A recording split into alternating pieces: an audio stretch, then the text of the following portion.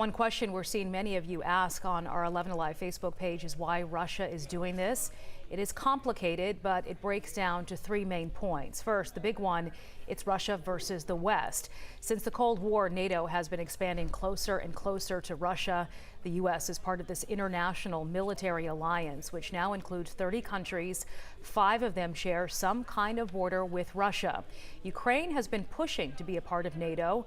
Putin has requested that Ukraine be denied as he views NATO's closeness to its borders as a direct threat to national security. The second key factor in this is fuel. It's been an explosive issue between Russia and Ukraine for years now. NBC News pointing out that Russia still controls about a third of the gas supply for the entire European Union. Half of that flows through a pipeline in Ukraine.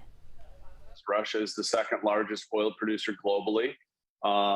Basically, their production is the equivalent of 10% of global supplies. Well, the cost of oil really affects a lot of different commodities.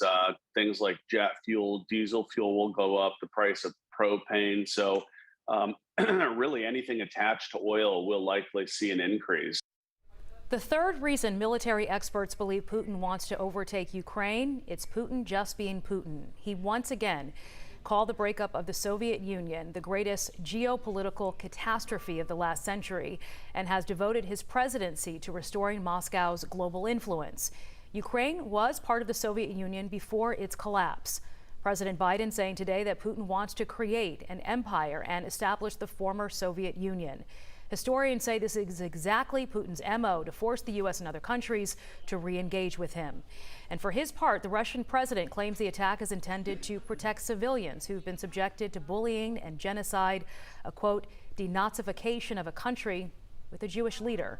World leaders are now demanding he fully withdraw his troops from Ukraine while promising even harsher sanctions against Russia. We will have much more on that coming up at 5:30.